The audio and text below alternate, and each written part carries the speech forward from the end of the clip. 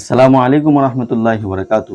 প্রিয় ভাতৃবৃন্দ, মুসলিম শরীফ হাদিস নম্বর 2959 মধ্যে আল্লাহ নবী সাল্লাল্লাহু আলাইহি ওয়াসাল্লাম থেকে ধন সম্পদকে কেন্দ্র করে একটা হাদিস বর্ণিত আছে। আল্লাহ নবী বলেন, ইয়াকুলুল আব্দু মালি মালি। বান্দা বলতে থাকে, প্রত্যেকটা মানুষ বলতে থাকে, আমার ধন সম্পদ, আমার জায়গা জমি, আমার ব্যাংক ব্যালেন্স, আমার বাড়ি গাড়ি। আবার অনেক মানুষ আছে যারা নিজের ধন সম্পদের উপরে অহংকার করে থাকে, গর্ববোধ করে থাকে, আর বলতে থাকে আমার কাছে এত এত ধন সম্পদ আছে।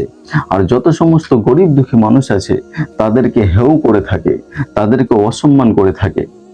তারপরে আল্লাহ নবী বলেন, ওয়া ইন্না লাহু মিম্মা লিহি সালাস।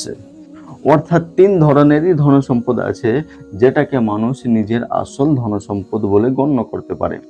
নম্বর এক, মা আকালা ফা আফনা, যেটাকে মানুষ ভক্ষণ করে নিয়েছে, সেটাকে সে ফুরিয়ে দিয়েছে। অর্থাৎ মানুষ খাদ্যদ্রব্যের পিছনে যত টাকা ব্যয় করে থাকে, সেই ধন সম্পদ থেকে মানুষ উপকৃত হয়। সেই ধন সম্পদটা তার শরীরের মধ্যে লেগে যায়, তার শরীরের মধ্যে শক্তি তৈরি হয়, তার শরীরের মধ্যে রক্ত জন্ম নেয়, তার শরীরটা সুস্থ এবং সবল হয়ে থাকে। নম্বর দুই, মা লাবিসা ফা আবলা, যেই পোশাকটাকে সে পরিধান করেছে আর সেটাকে পুরাতন করে দিয়েছে, সেই পোশাক থেকে সে উপকৃত হয়েছে। অর্থাৎ পোশাকের পিছনে মানুষের যত সমস্ত ধন সম্পদ ব্যয় হয়, সেটা তার দুনিয়াতে উপকারের মধ্যে আসে। সে পোশাক থেকে সে তার শরীরটাকে ঢেকে রাখে এবং তার শরীরটাকে হেফাজতের মধ্যে রাখে। নম্বর তিন, মা আতা আকতানা, যেই ধন সম্পদটাকে সে আল্লাহ তাআলার রাস্তায় বিলিয়ে দিয়েছে, সেটাকে সে আখিরাতের জন্য সঞ্চয় করে রেখেছে।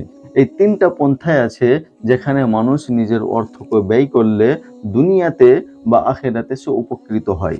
বাকি যত সমস্ত পন্থা আছে সেখানে মানুষের ধন সম্পদ বিন্দু পরিমাণেরও কাজে আসে না, সে তার ধন সম্পদ থেকে বিন্দু পরিমাণ উপকৃত হয় না।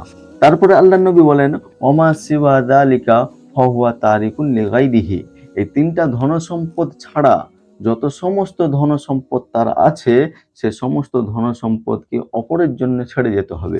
তার বলে আর কিছুই থাকবে না।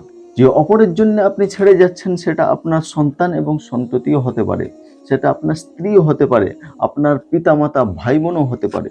আবার অনেক সময় দেখা যায় আপনি যার জন্য ধন সম্পদ অর্জন করছেন, যার জন্য আপনি ধন সম্পদ সঞ্চয় করে রাখছেন, সে আপনার পুরোটা জীবন জাহান্নামে পরিবর্তন করে দিয়েছে। আপনি যে স্ত্রীর জন্য হয়তো সম্পদকে সঞ্চয় করে রাখছেন, সে স্ত্রী আপনার পুরোটা জীবন জাহান্নামে পরিবর্তন করে দিয়েছে। অনেক সময় আপনি দেখবেন, আপনি যে সন্তানের জন্য সম্পদ সঞ্চয় করে রাখছেন, তার বিষয়ে আপনার নিজের ধারণা, এরা যদি না জন্ম হতো তাহলে আমার জীবনটা অনেকটাই সহজ হয়ে যেত। আপনি যে মেয়ের জন্য সম্পদ সঞ্চয় করে রাখছেন, সে মেয়ে হয়তো সমাজের বুকে এমন নিকৃষ্ট কাজ করে রেখেছে, পরকীয়ার মধ্যে যুক্ত হয়ে গিয়েছে, যার কারণে আপনি সমাজের বুকে মাথা তুলে দাঁড়াতে পারছেন না। অনেক সময় দেখা যায় আপনি যে ধন সম্পদ ছেড়ে যাচ্ছেন, তার অংশীদার আপনার ভাই বোনও, আর সেই ভাই বোনের সাথে আপনার পুরোটা জীবন শত্রুতাই কেটেছে। দুঃখের বিষয় তো ওই সময় হয়ে থাকে যখন মানুষ এই সমস্ত স্বার্থপর লোকের জন্য হারাম অর্থ ইনকাম করে থাকে আর নিজের আখিরাতকে খারাপ করে থাকে। এবার আপনি একটু চিন্তা করবেন, আপনি যে ধন সম্পদ অর্জন করছেন, কার জন্য অর্জন করছেন, কার জন্য আপনি সঞ্চয় করে রাখছেন, আর আপনারও অর্জন করা ধন সম্পদ কোথায় কোথায় আপনি ব্যয় করছেন।